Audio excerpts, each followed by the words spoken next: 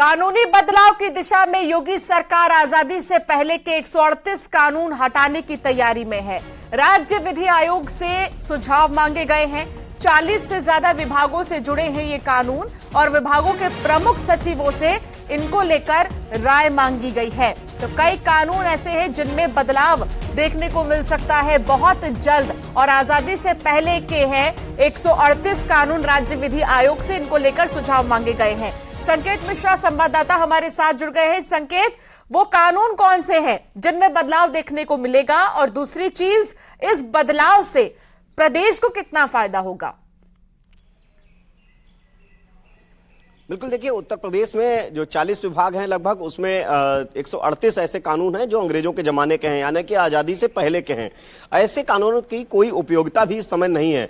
इस संबंध में विधायी विभाग ने विधि आयोग से इस संबंध में राय मांगी है कि आखिर विधि आयोग की क्या राय है और उसका पूरा ब्यौरा बनाकर विधि आयोग को भेजा गया है। इन कानूनों का पूरा डिटेल भेजा गया है और यही नहीं, जो 40 विभागों के प्रमुख सचिव हैं उन प्रमुख सचिवों को भी इन कानूनों के बारे में भेजा गया है कि आखिर इन कानूनों की उपयोगिता क्या है। अगर उपयोगिता नहीं है तो ऐसे कानूनों के बारे में वो स्पष्ट राय अपनी अवगत कराएं शासन को। तो वहीं दूसरी तरफ जब जो प्रमुख सचिव हैं उनकी राय का इंतजार किया जा रहा है सभी विभागों के, और अगर वो कहते हैं कि इनकी उपयोगिता है तो उसकी वजह भी, ठोस वजह लिख के देनी होगी। यही नहीं, अब ऐसे 138 कानून जो हैं वो चिन्हित किए गए हैं, इनको योगी सरकार खत्म कर सकती है। दरअसल ये आजादी के समय के कानून हैं, अंग्रेजों के जमाने के, तो जाहिर सी बात है कि इन कानूनों की कोई उपयोगिता नहीं है इस समय। लेकिन फिर भी योगी सरकार ने इस संबंध में विधि आयोग से राय मांगी है और इसके अलावा प्रमुख सचिवों से भी इस संबंध में राय मांगी गई है कि वो अपना भी पक्ष दें। 40 ऐसे विभाग हैं जिनमें इस तरह के कानून लगातार लागू हैं और वो चल रहे हैं। तो आखिर इनकी उपयोगिता क्या है, इस संबंध में राय मांगी गई है। जल्द ही राय मिलने के बाद ये कानून खत्म हो सकते हैं। बहुत शुक्रिया संकेत, जानकारी साझा करने के लिए विस्तार से।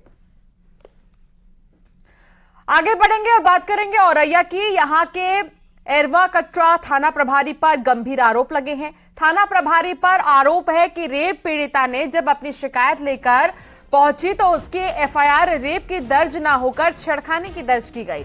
इस बात की जानकारी जब पीड़ित और उसके पिता को हुई तो उन्होंने अपर पुलिस अधीक्षक दिगंबर कुशवाहा के समक्ष अपने वकील के जरिए शिकायत की।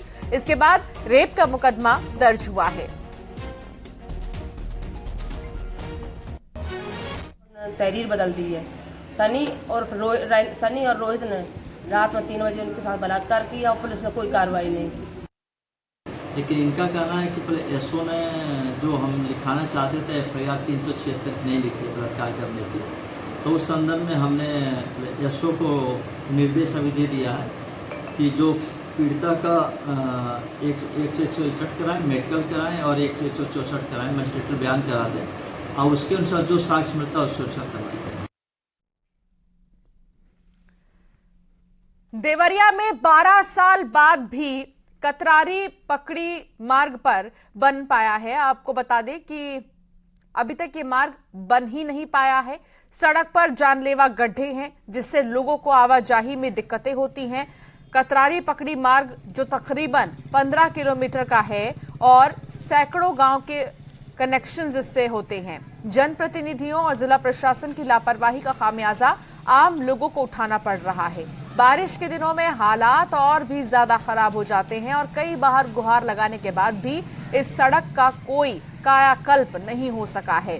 देखिए तस्वीर, सड़क गड्ढे में या गड्ढे में सड़क, ये बता पाना मुश्किल है। देवरिया की ये तस्वीर आप देख रहे हैं। हम लोग का मुख्य मार्ग है जो कई गांवों को, जैसे मदनपुर से लेकर बराव, पकड़ी, परसियां, मैंने लगभग सैकड़ों ग्राम सभा इस रोड से जुड़ा हुआ है। लेकिन इस रोड का आप लोग मौके पर खुद ही देख लीजिए, इतना गड्ढा हो गया है कि कई लोग जैसे बाइक से या पढ़ने वाले स्कूल के बच्ची जाते हैं और यहीं पे गिर जाते हैं, घायल हो जाते हैं। हम लोग खुद ही कभी कभी ले जाकर यहाँ पे उपचार कराते हैं और मतलब आए दिन जानलेवा भी हो गया है रोड।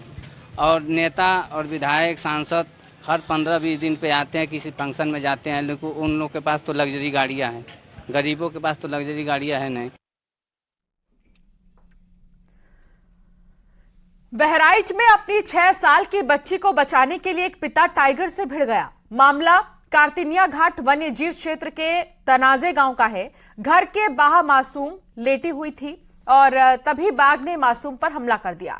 बच्ची की चीख सुनकर घर वाले जब बाहर आए, बच्ची का पिता बाघ से भिड़ गया और 2 मिनट के संघर्ष के बाद बच्ची को बचा लिया गया। घायल बच्ची को मेडिकल कॉलेज में भर्ती किया गया है। बच्ची कौन है तुम्हारी? क्या हुआ इसको? सुहानी क्या हुआ इसको? बाघ मोची से क्या कर रही थी ये? पौड़ी रहा है। फिर क्या हुआ? तब लेके जब भाग ली, जब तक हम दौड़न, तब चिल्लान, जब तक हम दौड़ पकड़ गोर तो खींच ली, तब हम जरूरत के तो गिर तक पड़े और छोड़न नहीं बिचावा कहीं तब जाए छे। तो बाघ उठाए नहीं हुआ रहा है? हाँ उठा ली से बिचावा। तो कितनी देर तक तुम बाघ के पास भागे रहे हो? अरे लगभग इतने से लोग देख के स्थिति में खींच लेगा बाघ हमको।